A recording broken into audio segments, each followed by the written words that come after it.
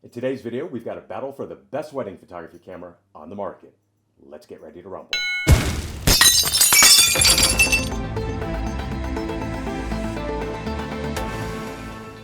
Let's jump in and take a look at the pros and cons for each of today's cameras. I'm going to pit the Nikon Z6 II versus the Sony A74 versus the Canon R6 Mark II.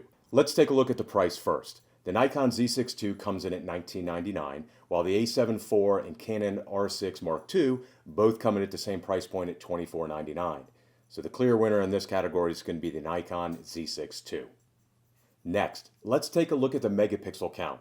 The Nikon and the Canon come in at about the same place at 24.5 megapixels versus 24 megapixels.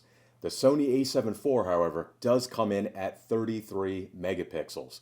I will say that 24 is enough typically for wedding photography. However, having a little bit extra room to zoom in while editing does help. So that makes the Sony A74 the clear winner in this category. After that, let's take a look at the IBIS, the in-body image stabilization. Now, the Nikon and the Sony are both at 5 stops apiece. The Canon, however, is 8 stops. That means you're going to be able to lower that shutter speed even a little bit more with the Canon versus the Nikon and the Sony and still get tack sharp images. The clear winner in this category is definitely going to be the Canon R6 Mark II. Now, let's take a look at the screens themselves.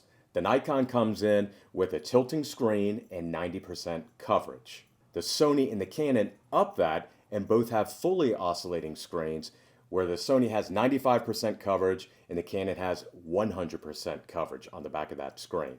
Now, if you've shot a wedding before, you know having that fully oscillating screen is going to help. Being able to tilt that screen and get shots from unique angles is a huge plus in wedding photography. After that, let's take a look at frames per second. The Nikon comes in at 9 frames per second and 14-bit RAW.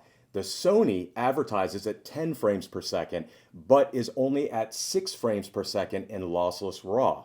I don't know about you, that's how I prefer to shoot.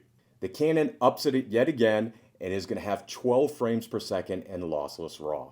The clear winner here is going to be the Canon. Now, let's take a look at the all-important autofocus. The Nikon only has 273 phase detect autofocus points, while the Sony has 759 phase detect autofocus points, and the Canon ups it yet again at 1,053 phase detect autofocus points. I will say, by taking a look at plenty of videos that are available online, the Canon does seem to edge out the Sony. However, the Sony and the Canon together do have a significant leg up on the Nikon when we talk about autofocus. Let's follow that up by looking at the autofocus tracking. The Nikon has eye and head autofocus for humans and animals, while the Sony has face, eye, and body autofocus for humans, animals, and birds, as well as object tracking.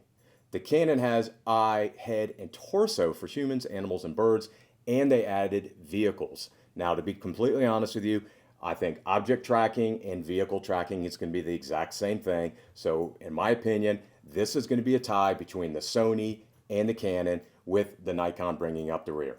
The next thing that we need to take a look at is lens choices. The Nikon and the Sony allow you to have their own individual lenses as well as third-party lenses to include, I'm going to use the big boys here, Sigma, Tamron, and Zeiss. Whereas Canon, and this has always been a knock on Canon, only allows you to shoot with Canon lenses. So that means the Nikon and the Sony are heads and tails above the Canon in this case. Finally, let's take a look at the battery life for these cameras. Battery life is important because the less you're swapping batteries in and out throughout the course of the day of a wedding is going to be helpful. The Nikon has only 400 shots per charge, while the Sony and the Canon have 580 shots per charge. Final thought time. The Canon is a clear-cut winner here. I will say, with that being said, I would recommend the Sony if you're just starting out, and that's because it has third-party lenses that are available, which are going to allow you to save a ton of money. It also is just beaten out by the Canon narrowly in autofocus, which is the most important thing when we talk about wedding photography.